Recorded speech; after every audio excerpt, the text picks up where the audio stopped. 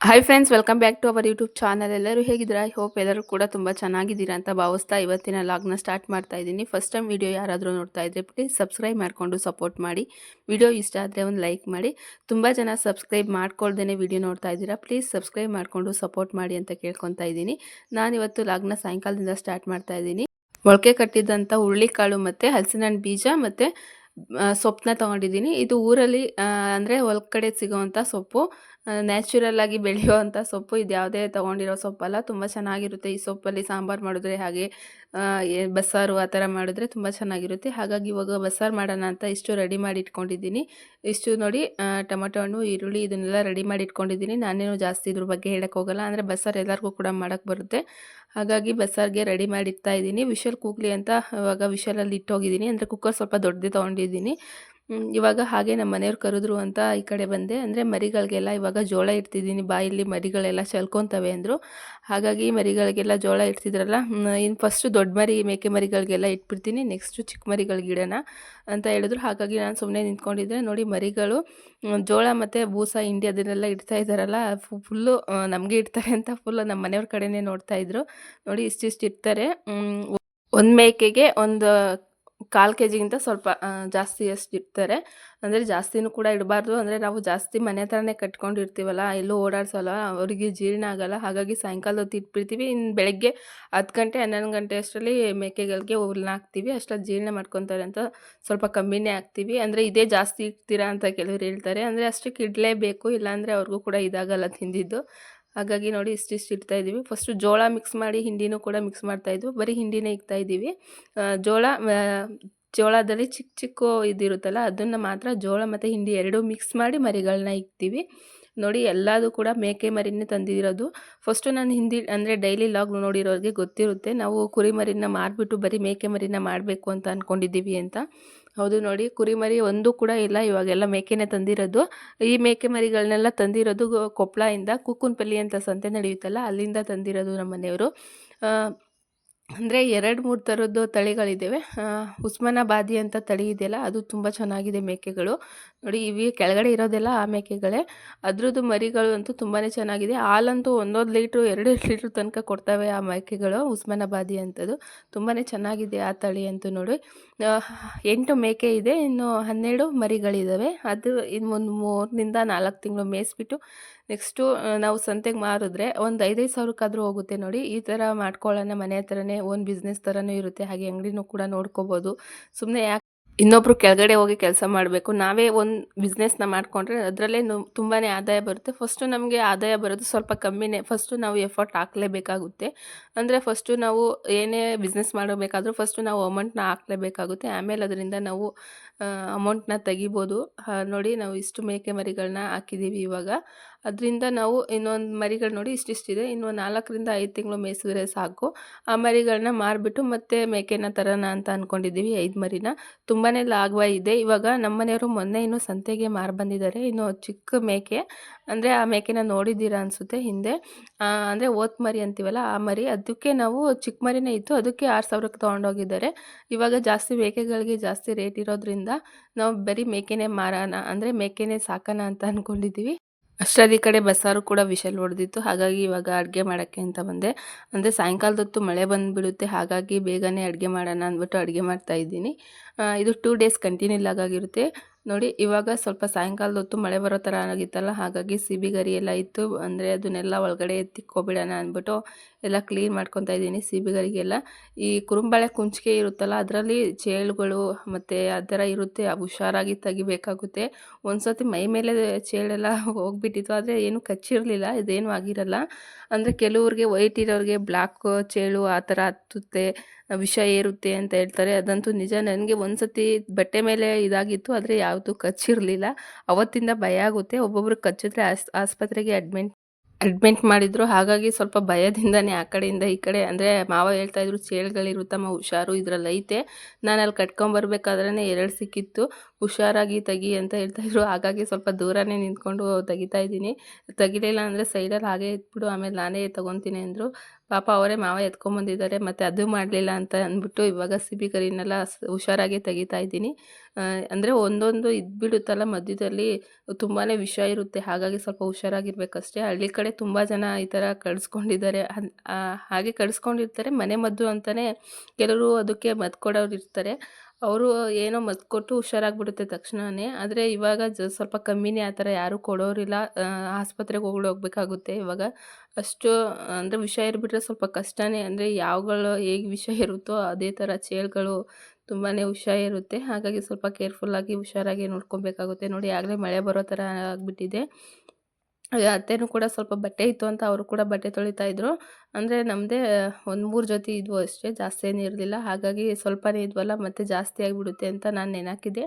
ಅತ್ತೆ ನೀನು ಅದನ್ನ ತೆಗ್ದಿಟ್ಟು ಹೋಗು, ನಾನು ಅಷ್ಟರಲ್ಲಿ ತೊಳಿತೀನಿ ಅಂತ ಅತ್ತೆನೇ ತೊಳಿತಾ ಇದ್ರು ಬಟ್ಟೆನ. ಅಷ್ಟರಲ್ಲಿ ನಾನು ಸ್ವಲ್ಪ ನಾನು ಎತ್ಕೊಂಡು ಹಾಗೆ ನಮ್ಮ ಮನೆಯವ್ರಿಗೆಲ್ಲ ಎತ್ತಿ ಅಲ್ಲಿಗೆ ಬಂದಿದ್ದೀನಿ.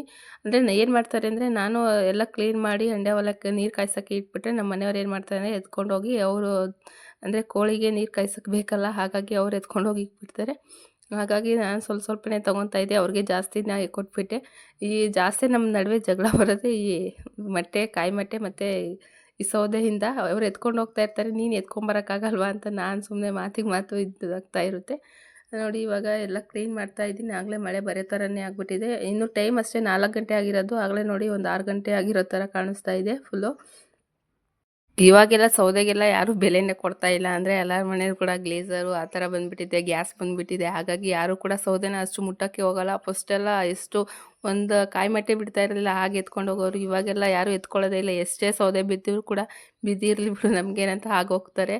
ಮುಂಚೆ ಎಲ್ಲ ತುಂಬ ₹1 ತೆಂಗಿನಕಾಯಿ ಮಟ್ಟೆ ಆ ಥರ ತೊಗೊತಾ ಇದ್ರು. ಮತ್ತು 50 ಸುಲಿದಿರೋ ತೆಂಗಿನಕಾಯಿ ಮಟ್ಟೆ ಇರುತ್ತಲ್ಲ, ಅಂದರೆ ಕೊಬ್ಬರಿ ಮಟ್ಟೆ, ಅದನ್ನು ತುಂಬಾ ಜನ ತೊಗೊತಾ ಇದ್ರು. ಇವಾಗೆಲ್ಲ ಸ್ವಲ್ಪ ಕಮ್ಮಿನೇ. ಅಂದರೆ ಗ್ಯಾಸ್ಗಳು ಮತ್ತು ಗ್ಲೀಸರು ಅದೆಲ್ಲ ನೀರು ಕಾಯ್ಸೋಕ್ಕೆಲ್ಲ ಬಂದಿರೋದಕ್ಕೆ ಎಲ್ಲರೂ ಕೂಡ ತೊಗೊಳ್ಳೋದೇ ಇಲ್ಲ. ಅಷ್ಟರಲ್ಲಿ ದೊಡ್ಡಮ್ಮ ಬಂತು, ನಮ್ಮ ಮನೆ ಮುಂದೆ ಇರೋ ದೊಡ್ಡಮ್ಮ. ಅವ್ರು ಬಂದ್ಬಿಟ್ಟು ತಗೊಳಮ್ಮ ಅಂದರೆ ಉಳಿಯಾರ್ಗೆ ಹೋಗಿದ್ರು ಅವರು, ಹುಣ್ಸೆಹಣ್ಣು ಹಾಕ್ಕೊಂಡು. ಅಲ್ಲಿಂದ ಬಾಳೆಹಣ್ಣೇನೋ ತಂದಿದ್ರಂತೆ. ಪಾಪ ತಗೋ ನೀನೊಂದು ಬಾಳೆಹಣ್ಣು, ಅತ್ತೆಗೊಂದು ಬಾಳೆಹಣ್ಣು ಅಂತ ಕೊಟ್ಟರು. ನಾನು ಅರ್ಧ, ಅತ್ತೆ ಅರ್ಧ ತಿಂದು ಅವರು ಕೂಡ ತಿಂತಾಯಿದ್ರು. ಅಂದರೆ ಹುಣ್ಸೆಹಣ್ಣು ರೇಟ್ ಇತ್ತು, ಅದನ್ನೆಲ್ಲ ಹೇಳ್ತಾಯಿದ್ರು. ಉಳಿಯಾರ್ಗೆ ಹೋಗಿದ್ದೆ, ಅಲ್ಲಿಂದ ನಡ್ಕೊಂಬರೋಕ್ಕೆ ಆಗಲಿಲ್ಲ. ಅಂದರೆ ಬಸ್ಸು ನಮ್ಮೂರ ಕಡೆ ಒಂದೊಂದು ಇದು ಇರುತ್ತೆ, ಅಂದರೆ ಟೈಮಿಂಗ್ಸು, ಅಷ್ಟು ಟೈಮಿಂಗ್ಸ್ ಇರಲಿಲ್ಲ, ಹಾಗಾಗಿ ನಡ್ಕೊಂಡು ಬಂದೆ ಅಂತ ಮಾತಾಡ್ತಾಯಿದ್ರು. ಹಾಗೆ ನಮ್ಮ ಅಪ್ಪ ಅಮ್ಮ ಕೂಡ ಬಂದಿದ್ರಲ್ಲ, ಅವರು ಕೂಡ ಬೆಳಗ್ಗೆ ಎದ್ದೋದ್ರು. ಅಂದರೆ ಸ್ವಲ್ಪ ಅವರು ಅಂದರೆ ಹೊಲ ಸ್ವಲ್ಪ ಜಮೀನಿದಿತ್ತಲ್ಲ, ಅದ್ರ ಸ್ವಲ್ಪ ಬರೆಸ್ಬೇಕು ಅಂತ ಇಲ್ಲೇ ಇದ್ದಾರೆ. ಜಾತ್ರೆಗೆ ಬಂದಿರೋರು ಇನ್ನೂ ಹೋಗಿರಲಿಲ್ಲ. ಹಾಗಾಗಿ ಇವ್ರು ದೊಡ್ಡಮ್ಮ ಜೊತೆನೇ ಹೋಗಿದ್ರು. ಹಾಗಾಗಿ ಕೇಳಿದೆ, ಬಸ್ ಸಿಕ್ಕಿತ್ತಾ, ಲೇಟಾಗಿ ಸಿಕ್ತಾ, ಹೋದ್ರ ನಮ್ಮ ಅಪ್ಪ ಅಮ್ಮ ಅಂತ. ಹ್ಞೂ ಸಿಕ್ಕಿದ್ರಮ್ಮ, ಹೋದ್ರು. ನಿಮ್ಮ ಚಿಕ್ಕಪ್ಪ ಏನೋ ಬಂದಿದ್ರು, ಆ ಗಾಡೀಲೇ ಹೋದ್ರು ಅಂತ ಹೇಳ್ತಾಯಿದ್ರು. ಹೌದಾ ಅಂತ ಅಂದೆ.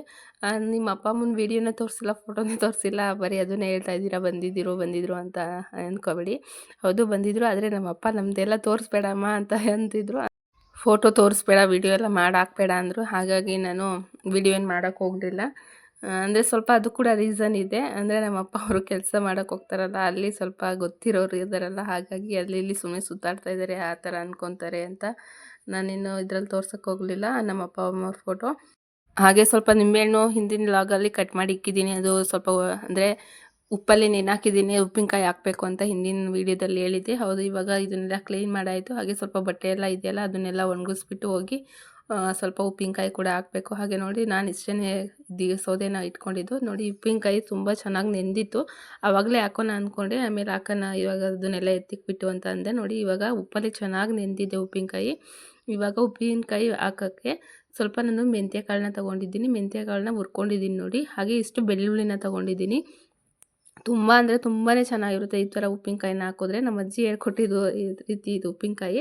ನಮ್ಮ ಅಜ್ಜಿ ಹಾಕಿದ್ರೆ ಉಪ್ಪಿನಕಾಯಿ ಎಷ್ಟು ದಿವಸ ಅಂದರೆ ಒಂದು 2-3 ತಿಂಗಳು ತನಕ ಬರೋದು, ಅಷ್ಟು ಉಪ್ಪಿನಕಾಯಿ ಹಾಕೋದು ತುಂಬಾ ಚೆನ್ನಾಗಿರುತ್ತೆ. ನೋಡಿ ಇವಾಗ ಮೆಂತ್ಯ ಕಾಳು ಮತ್ತು ಸ್ವಲ್ಪ ಬೆಳ್ಳುಳ್ಳಿ ತೊಗೊಂಡಿದ್ನಲ್ಲ, ನಾವು ಎಷ್ಟು ತೊಗೊಂಡಿದ್ದೀವೋ ಅಷ್ಟು ಮೆಜರ್ಮೆಂಟಿಗೆ ನಾವು ತೊಗೊಬೇಕಾಗುತ್ತೆ. ಮೆಂತ್ಯ ಕಾಳು ಆಗಿರ್ಬೋದು, ಬೆಳ್ಳುಳ್ಳಿನ. ಇವಾಗ ನೋಡಿ ಸ್ವಲ್ಪನೂ ನೀರು ಹಾಕ್ದೇನೆ, ಒಂದು ಹನಿ ನೀರು ಕೂಡ ಹಾಕ್ದೇನೆ ಇಷ್ಟು ರುಬ್ಕೊಂಬಂದಿದ್ದೀನಿ. ಇವಾಗ ಸ್ವಲ್ಪ ಒಂದು ಬಾಣಲೆಗೆ ಸ್ವಲ್ಪ ಎಣ್ಣೆ ಜಾಸ್ತಿನೇ ಹಾಕ್ಕೊಬೇಕಾಗುತ್ತೆ ಒಗ್ಗರಣೆಗೆ. ಹಾಗೆ ನೋಡಿ ಎಣ್ಣೆ ಸ್ವಲ್ಪ ಕಾದಾದ್ಮೇಲೆ ಅದಕ್ಕೆ ನಾನು ಸ್ವಲ್ಪ ಸಾಸಿವೆನ ಹಾಕ್ಕೊತೀನಿ. ಸ್ವಲ್ಪ ಸಾಸಿವೆನ ಜಾಸ್ತಿನೇ ಹಾಕ್ಕೊತಾ ಇದ್ದೀನಿ. ಇಷ್ಟು ಸಾಸಿವೆ ಹಾಕ್ಬಿಟ್ಟು ಸ್ವಲ್ಪ ಸಾಸಿವೆ ಚಟಪಟ ಬರೋ ತನಕ ಸ್ವಲ್ಪ ಫ್ರೈ ಮಾಡಬೇಕು. ಆಮೇಲೆ ಹಾಗೆ 1 ಗೆಡ್ಡೆ ಅಷ್ಟು ಬೆಳ್ಳುಳ್ಳಿನ ಸುಲಿದು ಇಟ್ಕೊಂಡಿದ್ದೀನಿ, ಅದನ್ನು ಸ್ವಲ್ಪ ಚಚ್ಚಿ ಇಟ್ಕೊಂಡಿದ್ದೀನಿ. ಅದು ಇವಾಗ ಬೆಳ್ಳುಳ್ಳಿ ಇದೆಯಲ್ಲ ಅದನ್ನು 1 ಗೆಡ್ಡೆಯಷ್ಟು ಪೂರ್ತಿ ತೊಗೊಂಡಿದ್ದೀನಿ. ಅದನ್ನು ಇವಾಗ ಹಾಕ್ಕೊತಾ ಇದ್ದೀನಿ ನೋಡಿ. ಅಂದರೆ ಸ್ವಲ್ಪ ದೊಡ್ಡ ಬೆಳ್ಳುಳ್ಳಿ ಅದನ್ನು ತೊಗೊಂಡಿದ್ದೀನಿ. ನೀವು ಸಣ್ಣದಿದ್ದರೆ ಒಂದು 2, 3 ತೊಗೊಳ್ಳಿ. ಇದು ಸ್ವಲ್ಪ ದೊಡ್ಡ ಬೆಳ್ಳುಳ್ಳಿ ಆಗಿರೋದ್ರಿಂದ ಇಷ್ಟು ಬೆಳ್ಳುಳ್ಳಿ ಬಂದಿದೆ ನೋಡಿ. ಅದು ಕೂಡ ಚೆನ್ನಾಗಿ ಎಣ್ಣೆಲಿ ಫ್ರೈ ಆಗಬೇಕು. ಅದು ಹಸಿ ಸ್ಮೆಲ್ ಹೋಗೋ ತನಕ ಫ್ರೈ ಆಗಲಿ ನೀಟಾಗಿ. ತುಂಬಾ ಚೆನ್ನಾಗಿರುತ್ತೆ ಈ ಥರ ಉಪ್ಪಿನಕಾಯಿನ ಹಾಕಿದ್ರೆ.